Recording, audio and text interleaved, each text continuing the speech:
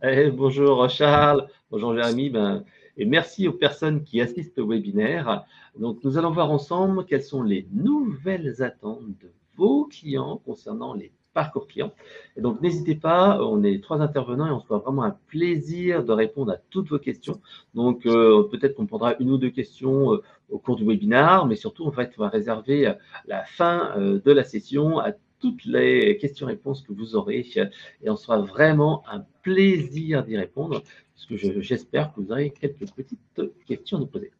Alors, avant de commencer, ce que je propose, c'est qu'on fasse un petit tour de table et comme ça, on vous présentera qui nous sommes et les entreprises sur lesquelles nous travaillons. Donc, avant de me présenter, donc voilà, je travaille chez Eloquent, je suis chargé des projets digitaux et j'aurai le plaisir de co-animer ce webinaire avec Charles et Jérémy. Donc, je vous laisse peut-être vous présenter parce qu'en fait, nos entreprises sont vraiment complémentaires et notre objectif à nous, c'est de vous aider à proposer des parcours clients les plus fluides possibles, à la fois en mettant de l'IA, mais aussi de l'humain quand il le faut. Et ça, c'est quelque chose qui est important. Alors, ce que je propose, c'est qu'on balaye aussi rapidement le sommaire de la présentation.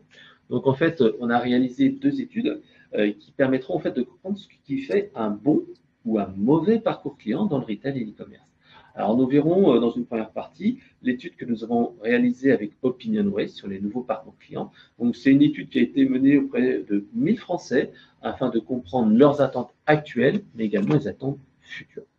Ensuite, nous présenterons une étude qui a été menée auprès de professionnels de la relation client comme vous, afin de mettre en miroir ce que pensent les clients et ce que vous pensez. Voilà. Donc, et à la fin, une petite session de questions-réponses et une synthèse avec un petit plan d'action à mettre en place. Alors, ce que je vous propose, c'est qu'on vous présente aussi notre société et en quoi, en fait, on va vous aider justement à améliorer ses parcours clients. Donc, moi, en fait, je travaille pour Eloquent. Donc, Eloquent est éditeur de solutions de centres de contact et d'enquête de satisfaction. Notre objectif, tout simplement, c'est vous aider à améliorer vos conversations et à orchestrer des conversations multicanales grâce à des solutions de centres de contact et de volume client. Donc, on travaille avec de nombreuses entreprises dans le domaine du retail et de l'e-commerce. Je vous ai quelques logos, que ce soit King Jouet ou Speedy. On voit qu'on a quelques clients qui sont aussi dans les élus services clients de l'année, comme Speedy et Yves Rocher ou Wonderbox. Donc, on gère près d'un demi-milliard d'interactions, que ce soit du mail, du chat, du téléphone, etc., chaque année. Et on envoie près de 150 millions d'enquêtes de satisfaction. Alors, je laisse peut-être la main maintenant à Charles. Oui, salut, bonjour tout le monde, merci d'être avec nous. Moi, c'est Charles Cagaravette, je suis CMO chez Apizee. Apizee, c'est quoi? Si vous ne savez pas déjà, c'est une solution d'engagement visuel pour tous les moments complexes de la relation de client, quand il y a une urgence ou quand il y a une forte charge émotionnelle.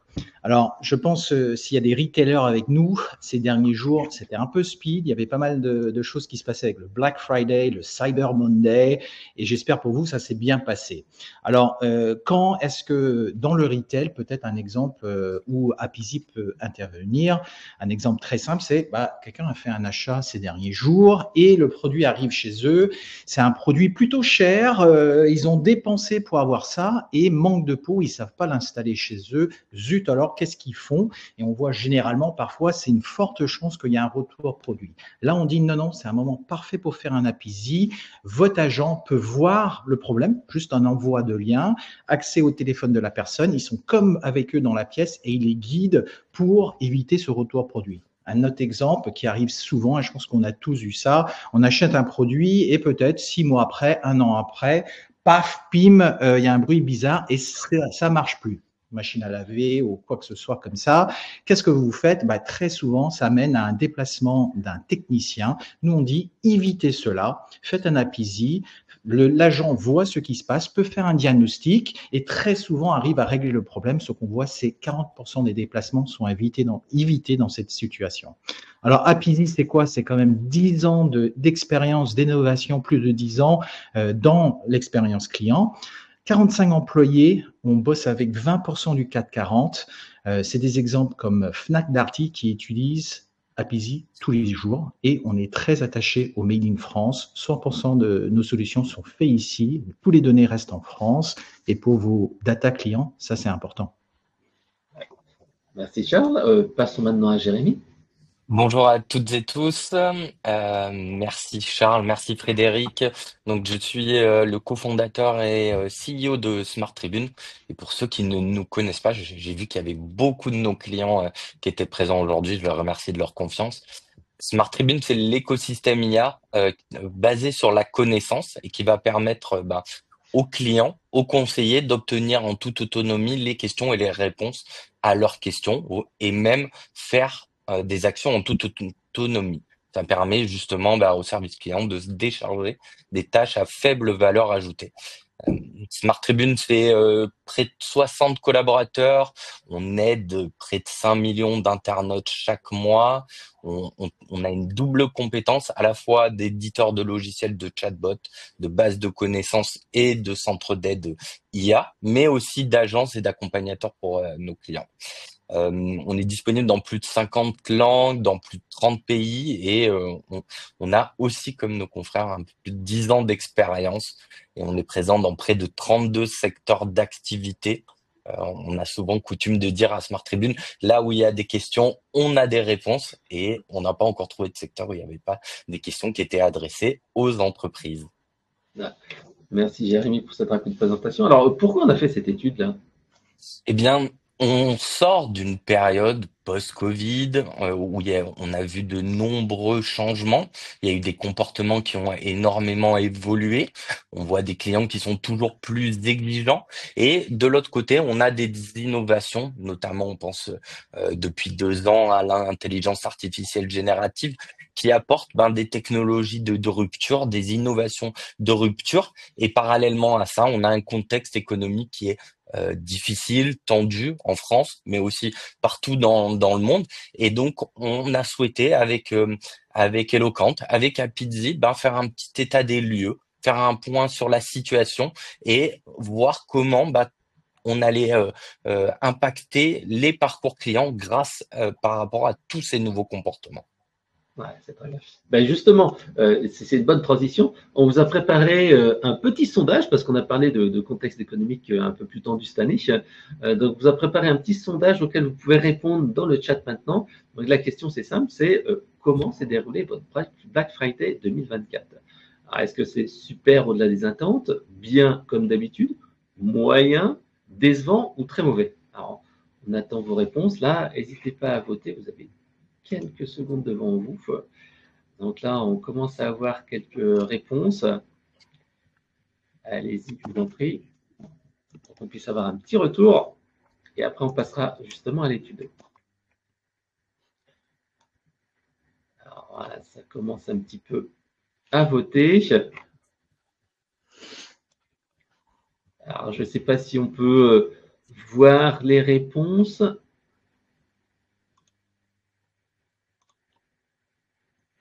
Ouais, Fred, je vois là, c'est plutôt bien comme d'habitude, 60% des gens.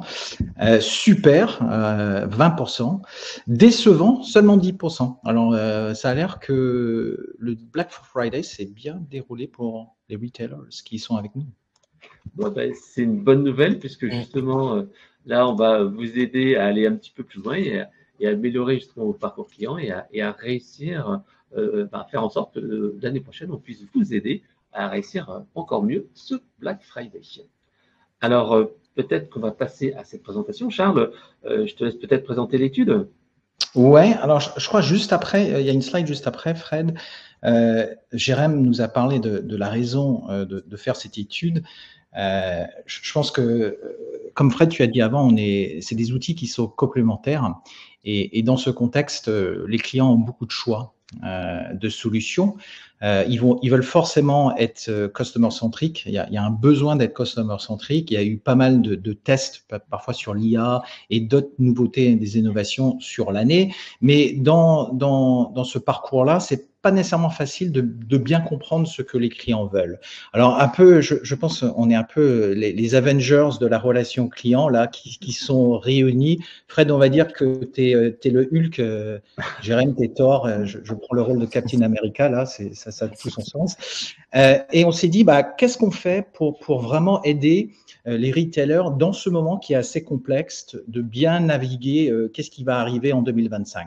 Alors on dit, on aimerait bien faire une étude et on dit, bah tiens, on peut faire des études comme ça, s'arrêter dans la rue et demander des gens qui passent, mais on dit non, il y a bien mieux à faire. On va travailler avec Opinionway, qui est quand même connu en France pour faire des sondages d'opinion de grande qualité. Et on dit, tiens, on va poser 5 questions et on va vraiment comprendre ce que les clients veulent sur le parcours client, sur les innovations. Alors, c'est plus de 1000 Français qui ont été interrogés en septembre, plutôt à mi-septembre, et les résultats sont plutôt super intéressants et on va vous dévoiler tout ça maintenant.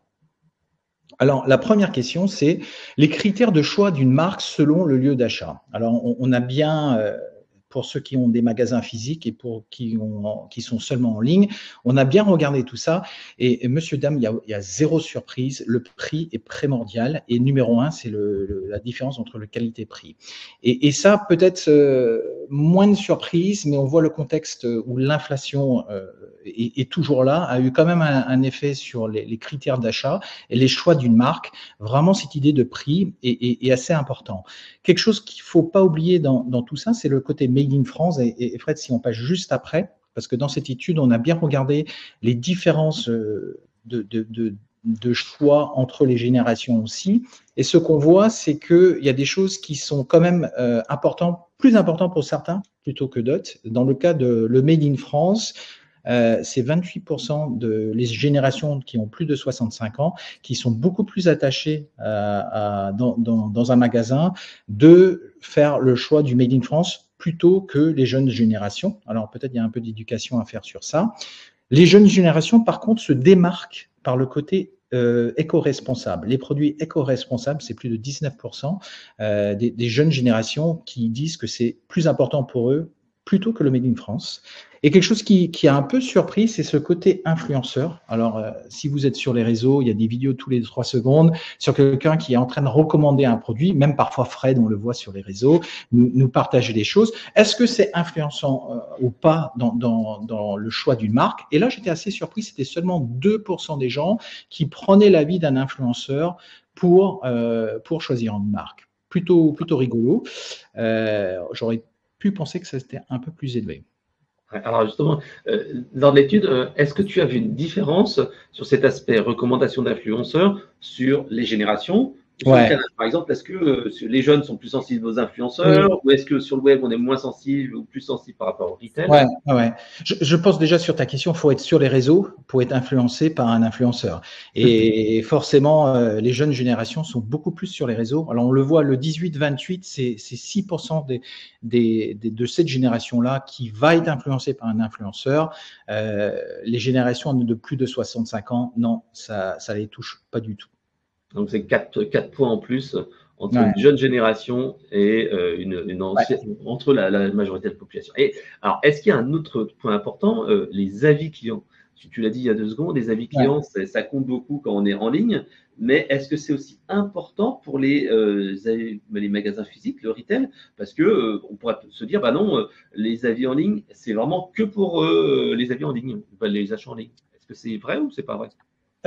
C'est une bonne question. Je pense que beaucoup de retailers stressent autour des avis en ligne. Ils ont raison parce qu'on voit c'est à peu près 10%. Alors c'est bien plus qu'un influenceur. Les avis en ligne en magasin et pour un site web sont importants. Faut pas les négliger. Ce qui m'a quand même surpris, c'est le côté où un SAV, une bonne expérience SAV est plus important pour le choix d'une marque que des avis en ligne. Faut pas l'oublier. Ouais, je t'ai remis à l'écran ici de cette partie avis en ligne, mais qui était comme de 8%, même pour les magasins physiques. Ouais. Alors, je crois qu'après, on a une autre question qu'on a posée. Et je crois je crois que c'est encore moi là. Alors, on a bien compris le choix d'une marque et cette idée de changer de marque. Pourquoi quelqu'un va faire le choix de quitter une marque et on voit encore, tu vois, cette période un peu compliquée avec l'inflation un peu partout, c'est les hausses de prix. Il faut faire très attention si vous avez un client fidèle et tout d'un coup vous arrivez et vous dites ah tiens c'est plus le même prix qu'avant. Bah, tout ça ça emmène à peut-être regarder à des marques un peu plus low cost. Peut-être pas une surprise, la déception ensuite à un achat. Mais aussi, on voit le coût de livraison qui est, surtout quand on achète en ligne, qui est très, très déterminant. C'est numéro 2 dans les choix. Et je pense que c'est juste, on passe juste après, Fred. C'est toi qui as la main. On voit que les hausses de prix, principale motivation pour abandonner une marque, c'est pour les 50 à 64 ans. C'est 63%, c'est très très élevé. Et 63 versus 54 en moyenne. C'est quand même une petite différence. On voit, c'est pas que les jeunes générations qui sont touchées par une hausse de prix, c'est tout le monde. Alors, il faut faire attention à ça. Et j'ai parlé de ce côté SAV très important et on le voit un peu dans toutes les questions qu'on a posées qu'il y a quand même une certaine attente d'une bonne expérience client via le support.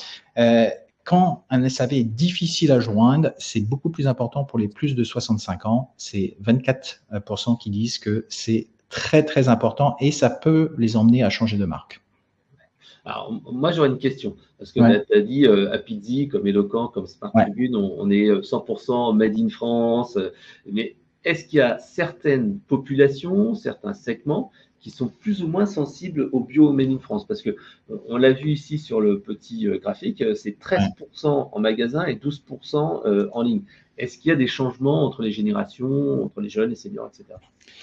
Alors sur le bio, quelque chose pareil. Hein, je pense que le bio, quand on va changer de marque, c'est clair qu'il y a une importance du côté éco-friendly et de bio. C'est plutôt les jeunes générations, mais encore, c'est des générations qui sont touchées au prix. Alors c'est un peu dur, mais si on veut marketer à ce côté éco-friendly, c'est clair que c'est les jeunes générations qui sont plus sensibles à cela actuellement.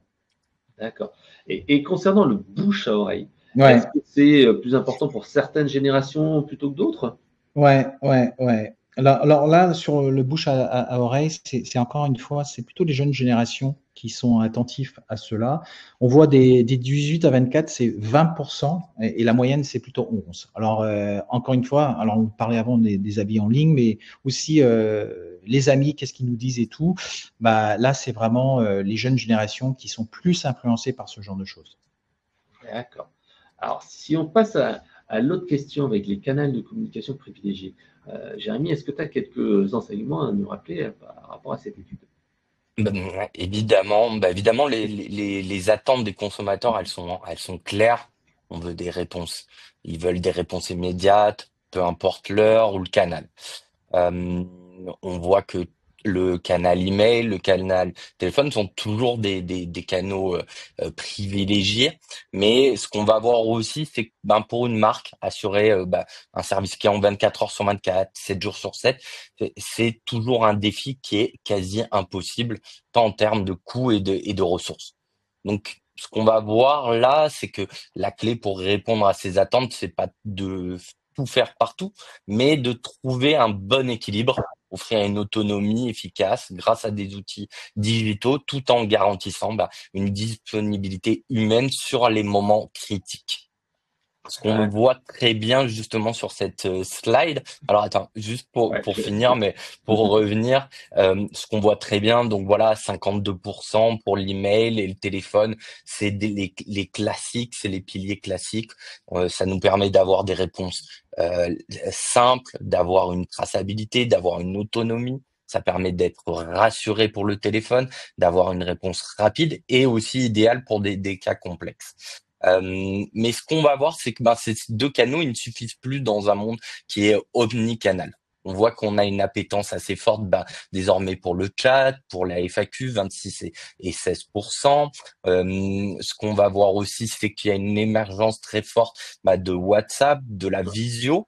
Et ce qu'on voit, c'est qu'un mix parfait, finalement, c'est ce qu'on s'attend. C'est que les 80% des problèmes doivent être résolus en autonomie et 20% nécessitent une disponibilité humaine sur des moments très critiques. D'accord. Alors, je crois que tu nous as préparé quelques petits enseignements sur quelques focus sur quelques chiffres. Oui, tout à fait. On va voir que évidemment les canaux, on parlait du téléphone, de l'email, ces deux piliers, ben ils vont avoir une appétence plus forte sur notamment les plus de 65 ans qui vont privilégier le téléphone à plus de 62% et qui vont même souhaiter dans 42% des cas rencontrer un vendeur en magasin.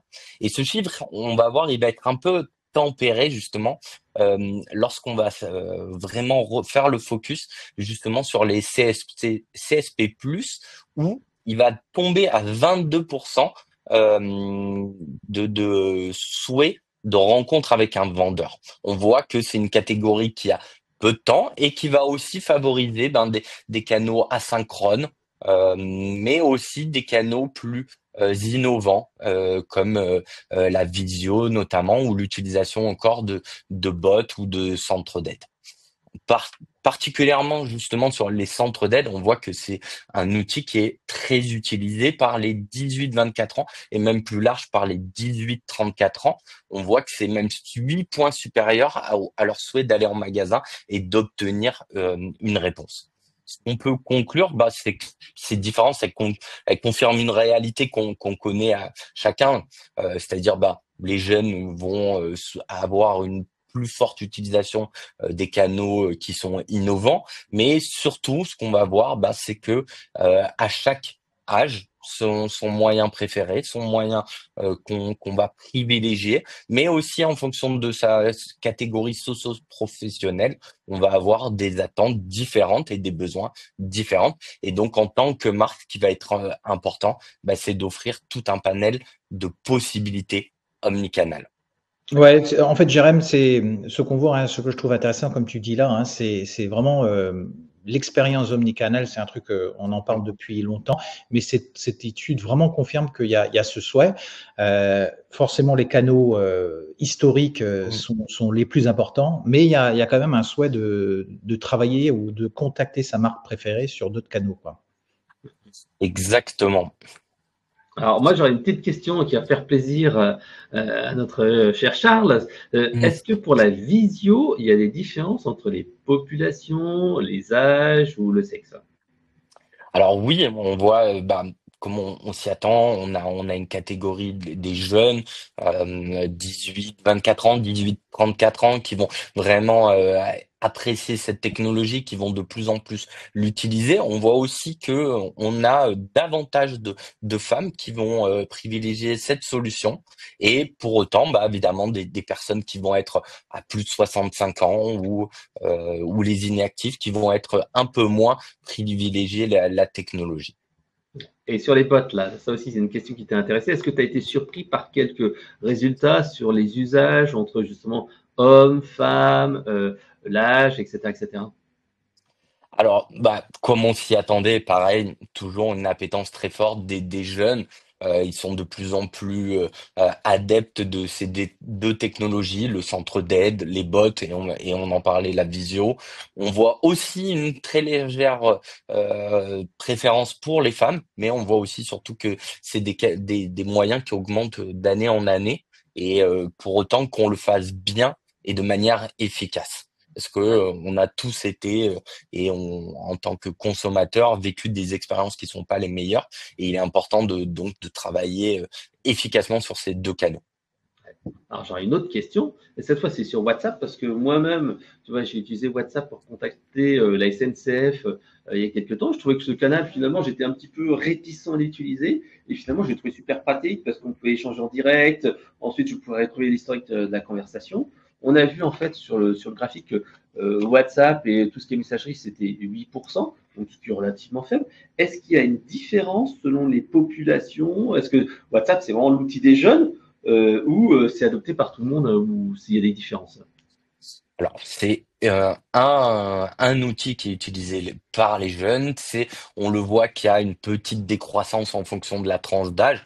On voit que c'est un outil qui a été commencé par être préempté par les jeunes, mais on voit de plus en plus qu'il est utilisé et qui est une solution très intéressante et très importante pour le futur. On le voit en France, nous je sais on le travaille aussi à l'étranger où encore l'utilisation est encore plus forte. Donc on peut présumer que ça va devenir encore plus fort au fur et à mesure des années. Ouais, c'est vrai qu'en France, comme on avait les SMS qui étaient gratuits pendant très longtemps par rapport à d'autres pays, WhatsApp, c'est moins développé en France, mais c'est vrai que c'est un canal que nous aussi, on voit en grosse émergence. Mm. Voilà. Le dernier point, c'est les réseaux sociaux. Hein.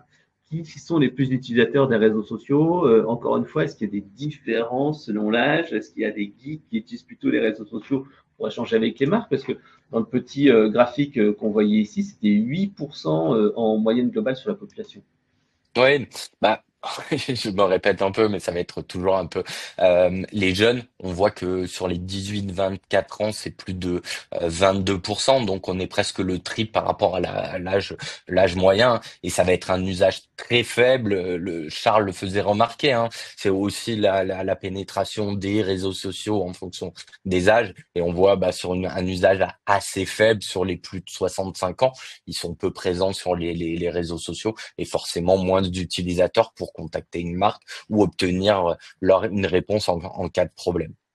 Ouais, donc, si je suis une marque qui s'adresse plutôt à des jeunes populations, il faut que je mette des réseaux sociaux, il faut que je leur mette du WhatsApp, il faut que je leur mette du bot. Enfin, grosso modo, c'est ce qui préfère des relations clients plutôt digitales. Tout à fait. Alors, je crois qu'on a posé une autre question qui était le recours à certaines innovations dans les parcours clients. À ce moment-là, on a Oui, pris un peu de prospective. Alors, est-ce que tu peux nous en dire un petit peu plus? tout à fait. Cette slide, elle va montrer l'appétence des consommateurs pour des innovations dans leur parcours d'achat. Il y en a qui séduisent une majorité, il y en a d'autres qui peinent à convaincre. Alors évidemment, le premier, c'est les programmes de fidélité. On voit que 70% de tout âge confondu, tout sexe, toute catégorie socio-professionnelle vont plébisciter. Et on voit que la personnalisation est vraiment perçue comme une vraie valeur ajoutée par les consommateurs, notamment, on pense, aidés par l'IA particulièrement. Là où on va voir aussi des choses peut-être un peu plus surprenantes sur lesquelles on s'attendait un peu moins, c'est notamment les chariots autonomes qui sont assez plébiscités, avec aussi les kiosques en libre service, et je reviendrai après, mais qui vont séduire près de 45% des personnes qui ont été interrogées, et on voit il y a un envie d'innovation aussi dans les parcours physiques et pas seulement dans les parcours digitales. On va unifier de plus en plus ce qu'on attend entre physique et digital, comme on le dit souvent. Ce qu'on va voir aussi, évidemment, une envie de plus en plus d'outils immersifs. On voit que la visio, on en parle, la réalité virtuelle attire environ 44%. Ces technologies, elles ne sont plus seulement futuristes, pardon, elles répondent à des besoins concrets de découverte, de choix ou de réponse en cas de problème, comme on a vu précédemment. On va avoir aussi une augmentation des outils comme le bot ou l'IA, même si on voit que pendant de longues années, la technologie n'était peut-être pas assez prête et du coup, on a des internautes qui vont apprécier cette technologie, mais sont en attente de voir l'évolution. Voilà. Ouais, Enfin, on a, juste pour vas-y. terminer, on a des technologies, des innovations qui sont plus intrusives, le suivi des émotions, l'utilisation de la reconnaissance faciale, qui sont perçues un peu comme intrusifs et qui vont être un peu rejetés. Les clients veulent des innovations qui sont utiles, mais non invasives. Ouais. Charles, tu voulais rajouter quelque Ouais, chose? je suis fan de cette question et je pense vous aussi, parce qu'on parle d'innovation et ce que les clients veulent vraiment. Ce qui est intéressant là-dedans, on s'est un peu amusé quand on a écrit la question ensemble, parce qu'on a, je vais dire parfois, on a même ajouté des choses un peu farfelues, mais la réalité, c'est que quand on regarde, et je sais que tout le monde investit plutôt énormément sur des innovations, sur l'IA et tout ça, mais ça revient à quelque chose de très simple. C'est cette question, on voit que l'innovation, ce que le client veut, c'est des expériences plus personnalisées. Et ça, faut pas l'oublier. C'est l'innovation, pas juste pour l'innovation, mais pour vraiment améliorer l'expérience client. Et on le voit dans cette question. Alors, je sais si vous regardez à la maison, il y a pas mal de lignes, il y a pas mal de textes là. Je vous rappelle qu'il y a un e-book qui va sortir pile juste après ce webinaire et vous pourrez rentrer en profondeur pour regarder tous les résultats de cela. Alors, si on fait un focus sur quelques éléments importants, je crois que Jérémy nous a donné 2 chiffres à retenir. Oui, voilà, j'ai voulu mettre en avant deux chiffres. On voit que 2 tiers des 18-34 ans vont plébisciter la visio comme un moyen d'échange ou l'utilisation de bornes kiosques en libre service. On voit que ces deux technologies ont une attente assez forte. Et la troisième, évidemment, bah, c'est plus de 50% des 18-34 ans qui vont souhaiter l'utilisation de robots et d'IA pour obtenir des conseils et informations en ligne. Mais là où c'est encore le plus surprenant, c'est aussi en magasin. On fait le pont aussi avec les bornes kiosques, c'est-à-dire bah j'ai mes vendeurs qui sont pas forcément disponibles, j'ai pas forcément aussi le temps d'avoir une discussion, un échange avec un vendeur. Bah je souhaite quand même en magasin accéder à une information. Et ça, c'est une vraie aussi information technologique parce que on le constate en tant que consommateur, bah, il est souvent difficile d'avoir bah, une connexion en magasin et pour autant, c'est aussi une attente très forte à ce moment-là de pouvoir voir des avis, d'avoir des conseils à ce moment-là dans le magasin et ce, sans passer par le vendeur. Ouais, Jérém, je pense que vraiment, là, c'est pour les marques, c'est d'avoir le bon dosage entre l'humain et l'IA, que ce soit en magasin, que ce soit en ligne, quoi. C'est très important et on le voit via cette étude. Exactement. Et c'est vraiment en effet ce dosage, il faut pas considérer comme une innovation, mais comme un gadget, bah, un levier, bah, justement pour apporter toujours plus de valeur à ses clients. Alors, c'est une excellente transition, puisque justement, on parle d'apporter de la valeur à ses clients. Qu'est-ce qui fait la définition d'une bonne expérience client, selon toi, Charles, à partir des chiffres de l'étude? Ouais, ce qu'on voit, hein, c'est peut-être pas une surprise, hein, c'est que un service après-vente efficace et rapide après l'achat est primordial.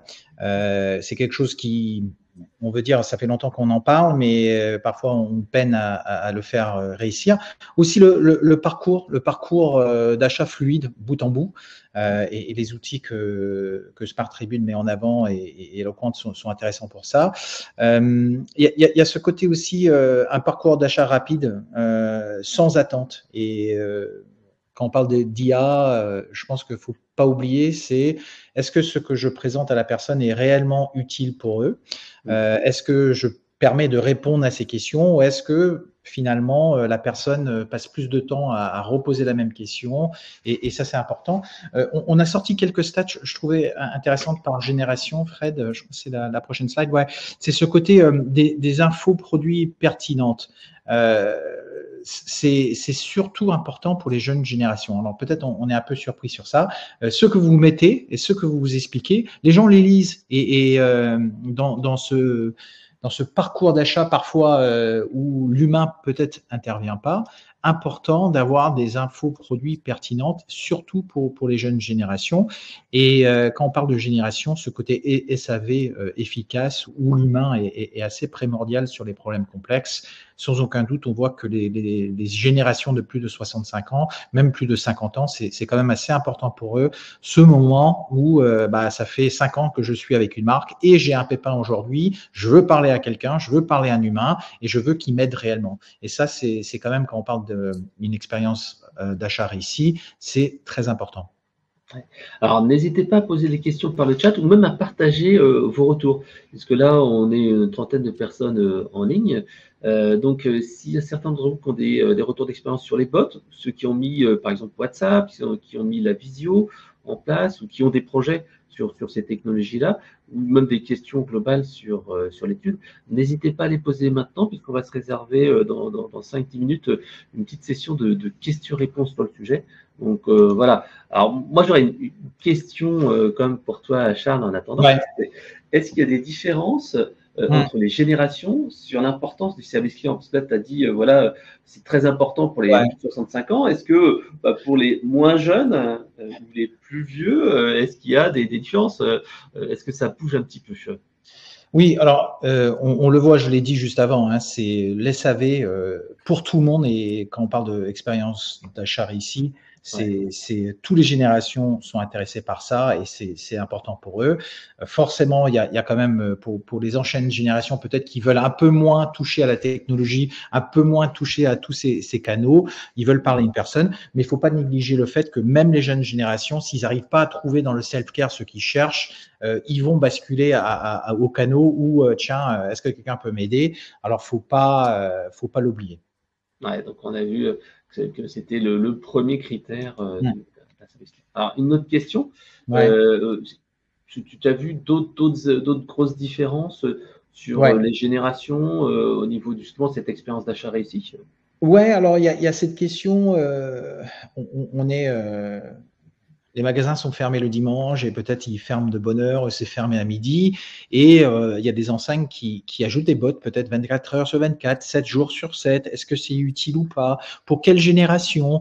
Et on voit quand même, il y avait quand même une petite différence sur ça qui quand même est pas négligeable. C'était les 25 à 34 qui, à 28%, disaient que c'était très important pour eux d'avoir cette option 24 heures sur 24, 7 jours sur 7. Ça va pas être un humain forcément, il n'y a pas cette attente-là. Mais quand même, j'ai besoin de peut-être essayer de trouver une réponse et c'est via ces bots-là qui sont là en permanence et qui ne sont pas aux 35 heures. Il y avait quand même une différence, là, je vous ai parlé de 28%, la moyenne c'était à peu près 20. Alors c'est assez conséquent sur des études comme ça et faut pas l'oublier. Ouais. Alors, on va peut-être prendre une première question de Mathieu qui est assez intéressante et ensuite on va passer au reste de la présentation. Mathieu qui dit les bots coûtent assez cher, notamment quand ils sont liés à un LLM, donc de IA générative. L'utilisation de WhatsApp rajoute-t-il une couche de coût? Alors, si tu veux, Jérémy, je te laisse répondre pour les LLM pour voir si on peut réduire les coûts et après, moi, je répondrai sur la partie WhatsApp. Merci Frédéric. Alors, pour répondre à la question très directement, oui, WhatsApp rajoute une couche de coût. Après, c'est toujours à mettre en perspective d'un coût de réponse par email, un coût de réponse par téléphone, voire aux deux, hein. On a vu ce comportement dès que j'obtiens pas ma réponse immédiatement, je vais sur un autre canal. Donc, le bot va quand même avoir généré justement des économies, sachant que on voit depuis en 2 ans le coût lié au LLM a fortement réduit, euh, même si ça peut augmenter par la suite. On voit quand même qu'on est sur des coûts assez faibles. Donc, en fait, selon toi, il faut mettre en perspective le coût d'un traitement par téléphone, 5 à 10 euros, par rapport au coût de traitement par un bot ou du WhatsApp qui est quand même plus faible, c'est ça?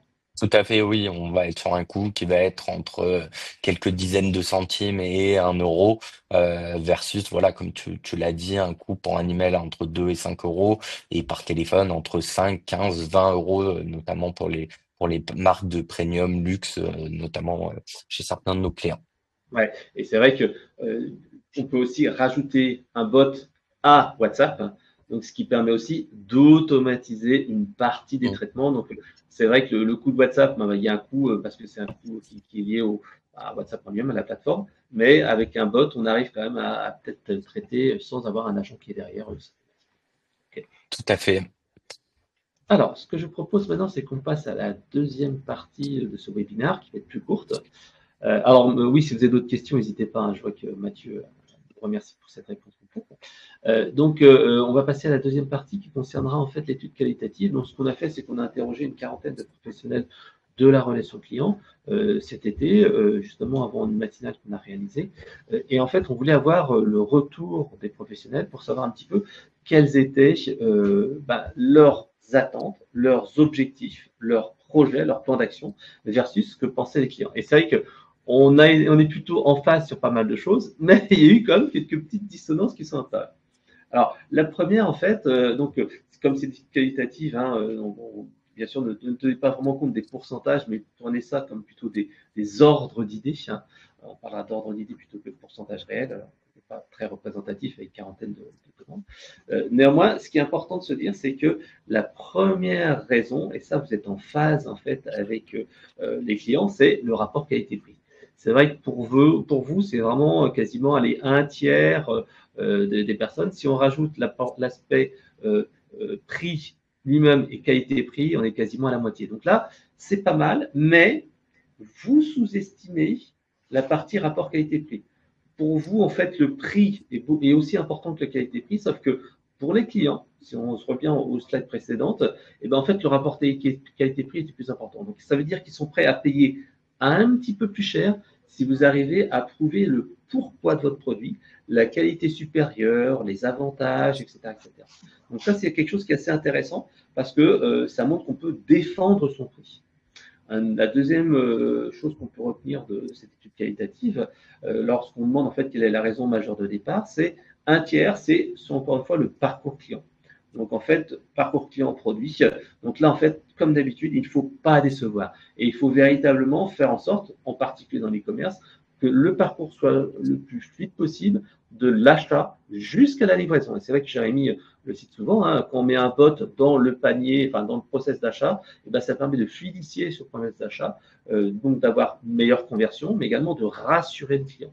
Donc là, vraiment, travailler beaucoup sur cet aspect parcours client. Il y a beaucoup de choses à faire au niveau de l'IA. Le troisième point, c'est que la relation client et le service client sont également essentiels. Et on a vu précédemment avec Sharon, qu'est-ce qui fait une bonne expérience client et ce que les gens attendent dans les innovations, c'est de la personnalisation.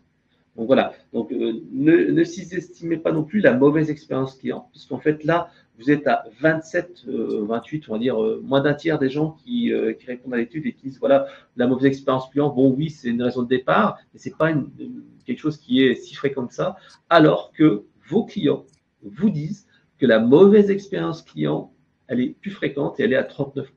Donc attention, vous avez une vision peut-être un petit peu déformée sur votre qualité de service. Donc mettez en place des dispositifs de voix du client, faites remonter la satisfaction et captez cette insatisfaction avant en fait que les gens s'expriment, soit en quittant la marque, soit tout simplement sur les réseaux sociaux qu'on a vu auparavant. Et l'autre point, c'est la relation client. La relation client, vous êtes à peu près en face, mais encore une fois légèrement dessus. Vous sous-estimez un petit peu l'impact de la relation client parce que vous êtes à peine 20%, alors que les clients pensent que c'est très important à 25%. Donc voilà, donc c'est important de réfléchir sur ces deux éléments-là qui sont importants à retenir. Et donc, si moi j'avais deux, trois petits trucs à vous remonter, c'est quelques bonnes pratiques.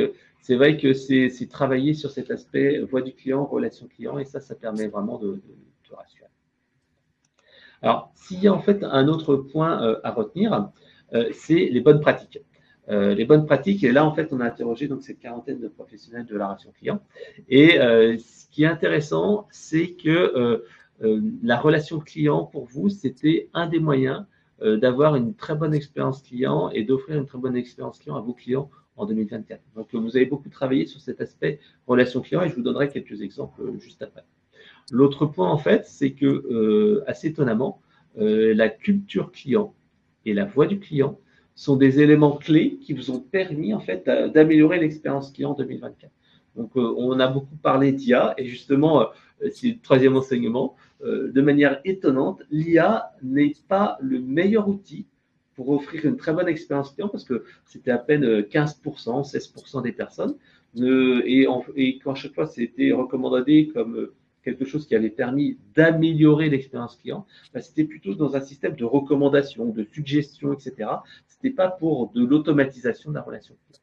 Donc on voit bien que l'IA n'est pas ce que j'appelle moi une baguette magique et c'est pas ça qui a permis de faire waouh, une expérience client totalement différenciante, mais c'était plutôt l'écoute des clients, d'avoir en fait cette personnalisation. Donc là, encore une fois, c'est peut-être aussi qu'on était au début de l'IA générative et qu'on n'a pas encore pu mettre en place toutes les technologies. Mais voilà, on voit bien que la voix du client est vraiment importante. Je pense aussi qu'il y a une chose, c'est que vous avez beaucoup sans doute utilisé les bots pour tout simplement améliorer les productivités, améliorer la générabilité, l'efficacité, mais un petit peu moins sur la personnalisation par rapport aux attentes des clients, parce qu'on a vu que les clients, ce qu'ils attendent de vous, c'est cet aspect fidélisation. On voit que 70% des clients demandaient en fait des récompenses personnalisées. Et ça, en fait, c'est peut-être un moyen d'utiliser l'IA pour vous, de dire je vais utiliser l'intelligence artificielle pour essayer d'avoir une meilleure relation personnelle et individuelle avec les personnes. Et c'est vrai que j'ai bien aimé une ou deux suggestions qui ont été mises en place et propositions d'amélioration qui ont été mises en place par la quarantaine de participants. La première, c'était tout simplement la mise en place d'un close the loop. Et c'est vrai que chez nos clients, on aime bien mettre ça en place. Le close the loop, qu'est-ce que c'est? C'est en fait, on met en place un système d'enquête de satisfaction, on récupère les feedbacks, on a un backlog, donc une liste d'irritants, et on essaye de les traiter de manière continue. Et ce principe close the loop permet vraiment de dire j'identifie un problème, je mets en place un process d'amélioration continue. Et c'est vrai que là, on le voit avec le graphique, cette partie voix du client et culture client, ça permet vraiment d'améliorer les choses. Voilà. Ouais, Fred, ce que je dirais, parce que tu dis personnalisation est très importante, on l'a vu dans les questions, on le voit là encore une fois, peut-être c'est un peu négligé, tu as mentionné l'IA, moi je dis une des meilleures façons de personnaliser l'expérience, c'est l'humain.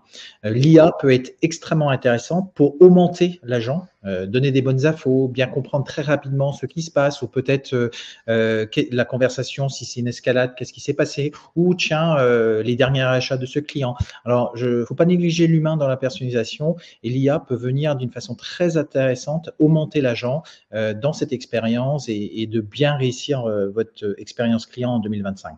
Oui, c'est vrai. Et je vais citer 3 autres bonnes pratiques qui sont remontées d'études. Le premier, c'est le rappel en 1 heure pour tout dépôt de réclamation avec un engagement qui est respecté et un call-off en cas de suivi. Ça, on l'a vu, c'était dans l'étude précédemment, le suivi est vraiment important. Ensuite, les nouveaux outils, que ce soit de la téléphonie, du CRM, qui sont aussi cités comme des éléments importants qui ont permis de contribuer à une meilleure expérience client en 2024. Et aussi le bot sur le traitement en fait, des réclamations. Là, en fait, on voit qu'il y a quand même un impact important. Alors, il y a une autre question, quelles étaient les priorités expérience client pour 2025? Et là, en fait, on voit que pour, grosso modo, là, on le voit, un tiers quasiment, c'est l'IA. L'IA, priorité numéro 1. Ensuite, la personnalisation, on voit, qui arrive, mais je trouve que c'est un petit peu en deçà de ce que demandent en fait vos clients. Donc, seulement, allez, on va dire une vingtaine de pourcents. Et les outils qui sont également dans vos priorités, CRM, site web, outils de service client, etc. Donc, on voit bien que l'IA est prioritaire pour vous et ça, c'est intéressant parce que c'est vraiment ce qui remonte. Et aussi bien dans le retail et l'e-commerce. Ce n'est pas que dans l'e-commerce, c'est vraiment aussi dans le retail, on voit que l'IA est prise en main dans les points de vente. Donc, la proximité, comme je disais, est importante, mais pour moi, je pense qu'on est un peu en deçà de ce que attendent les clients. Donc, l'humain et la culture client, là, par contre, j'ai trouvé que c'était un petit peu étonnant parce qu'en fait, on voit bien que c'est quoi? C'est aller 18%, 12% pour la voix du client, c'est 8% pour la culture client. C'est pas énorme, alors que vos métiers doivent vraiment mettre de l'humain au bon moment. Et la voix du client, voilà aussi, je pense que c'est pas assez représenté, sauf si vous avez déjà un dispositif très complet. Et les bonnes pratiques qui sont remontées d'études, moi j'en ai retenu 2-3. La première, c'est travailler l'aspect émotionnel lors de l'expérience client. Et tu l'as bien dit, Charles, quand on appelle au service client, il faut que ça soit un moment d'émotion qui crée de la valeur. Ensuite, écoute client avec l'analyse des sentiments avec l'IA. Ça aussi, ça arrive et c'est vrai que nous, on met en place dans nos outils ces éléments-là. C'est vraiment cet usage de l'IA pour aller comprendre et aller vraiment creuser dans les données des enquêtes de satisfaction, ou dans les chats ou dans les conversations téléphoniques. J'aime bien aussi cette notion de clienteling. Le clienteling, c'est tout simplement adresser des offres one-to-one, soit en B2B pour faire du sur-mesure pour les clients, soit de la segmentation. Et ça peut faire vraiment des offres personnalisées grâce à l'IA. Et ça, c'est vraiment très intéressant. Et enfin, il y a une autre bonne pratique qui est remontée, c'est la base de connaissances. Et ça fera plaisir à Jérémy, des priorités pour 2025 et du quality monitoring pour faire en sorte que ces moments avec justement les personnes soient des moments wow. Alors, la dernière question, avant qu'on passe à la session de questions-réponses, on a demandé en fait aux répondants de l'enquête, mais quel était votre rêve? Et là, ce qui est intéressant, c'est qu'on remonte en phase avec ce que veulent les clients, puisqu'en fait, 27% des personnes qui ont répondu disent ce qui est le plus important, c'est la personnalisation des interactions. Ce qui est vraiment intéressant parce que les clients vous disent ça, vos plans marketing, vous ne faites pas exactement ça, mais dans vos rêves, vous aimeriez bien faire ça. Donc, quelque part, je pense que c'est un juste retour et vous devriez peut-être mettre plus en avant vos rêves que ce que l'on vous demande de faire. Voilà. Donc autrement, bien sûr, l'IA, vous y croyez pour gagner du temps, mais ce qui remonte aussi dans l'étude, c'est que vous voyez aussi ça comme un petit peu une menace, entre guillemets, en particulier, entre l'équilibre humain et IA. Donc vous trouvez vraiment le bon équilibre entre les deux. Donc voilà, n'oubliez pas également, vous parlez aussi beaucoup d'outils et d'IA dans les priorités 2025, mais attention, l'humain est essentiel et c'est un petit peu ce que vous mettez là.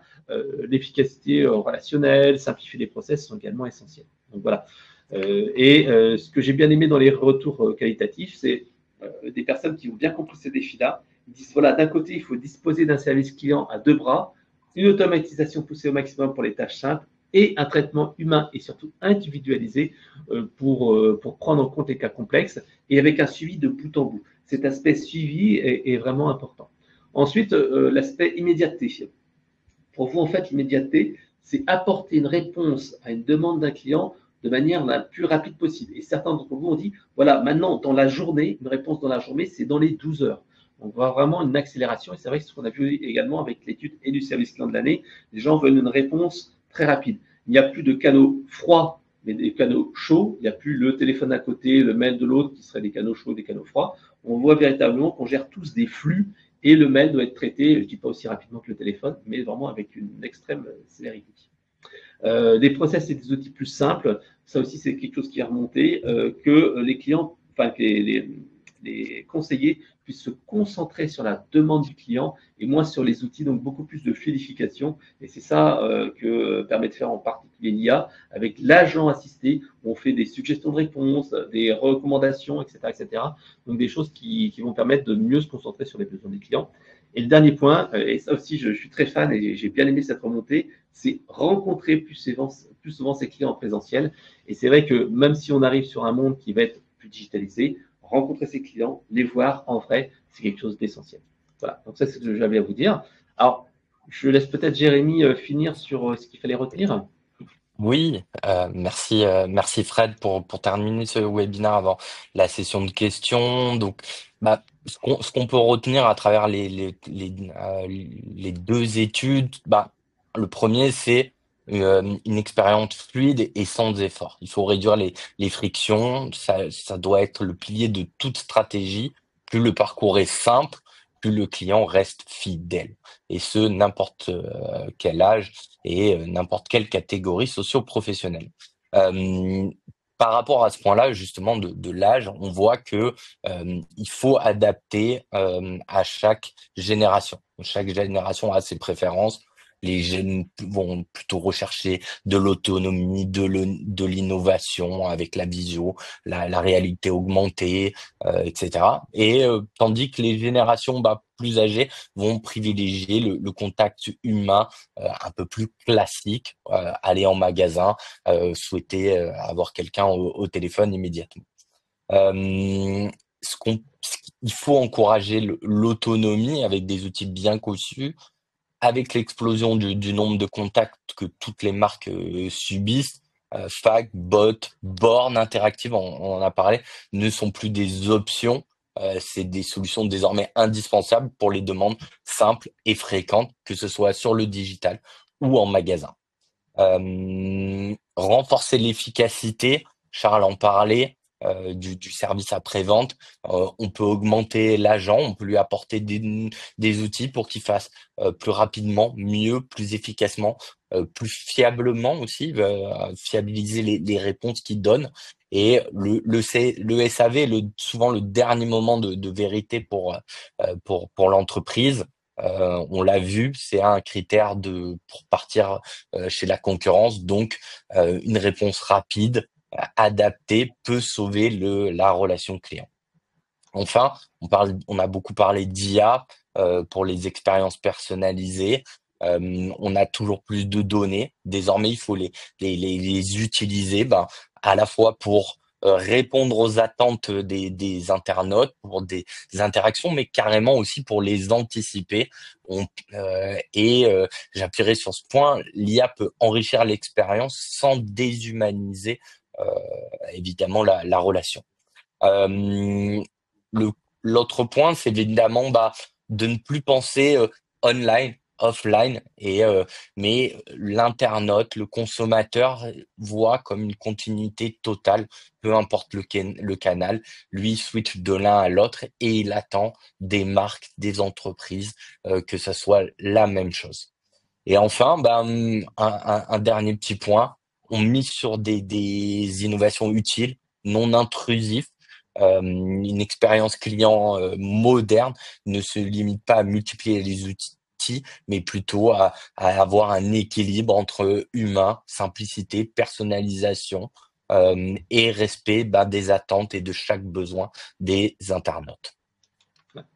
Alors, tu l'as dit tout à l'heure, Charles, nous mettrons à votre disposition le détail de l'étude avec tous les tableaux que vous avez vus et vous pourrez donc avoir vraiment un point de vue complet de ce qu'attendent vos clients sur les parcours clients.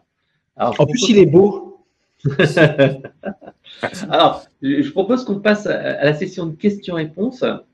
Et il y en a une première, je pense que ça va être intéressant pour Jérémy. La première, c'est on a une idée du coût.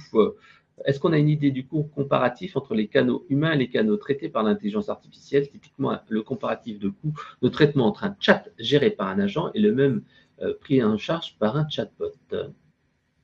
Oui, tout à fait. On a des petites idées. C'est entre un coût traité par un IA et un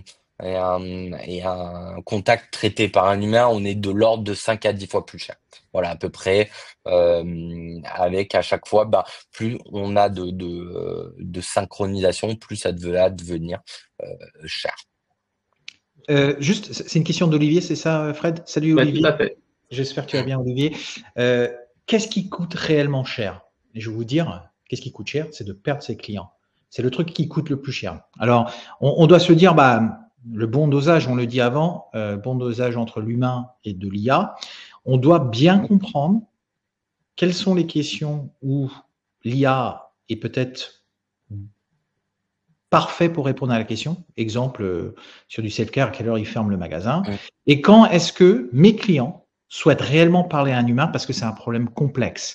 Et c'est ça qui va faire la différence pour vous de voir si votre client part à une autre marque. Alors, attention de simplifier la chose, de dire ça coûte 5 fois plus cher.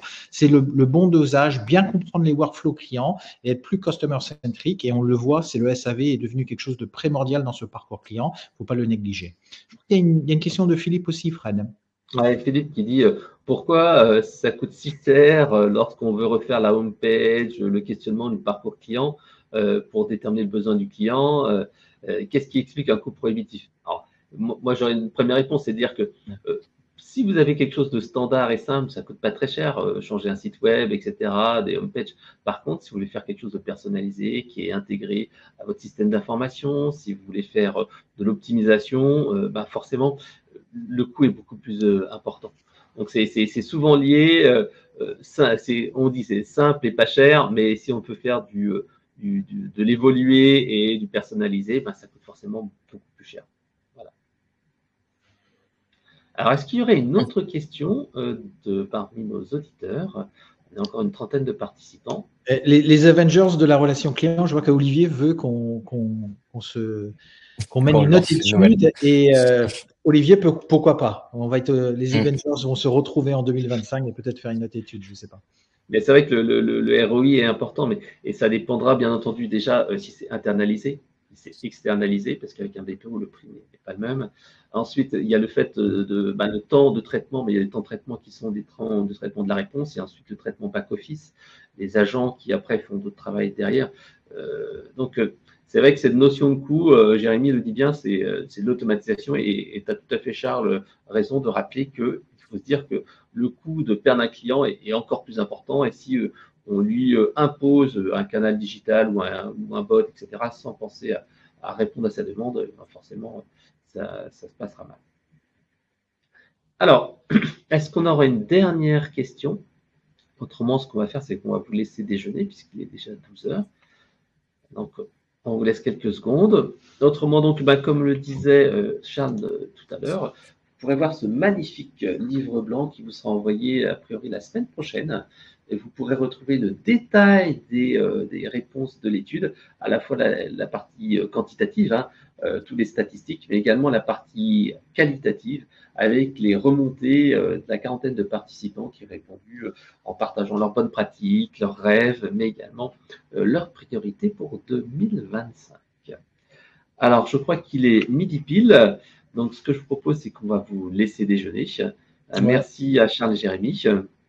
Bon appétit à tous et à très bientôt. Merci à Au revoir. tous. Au revoir.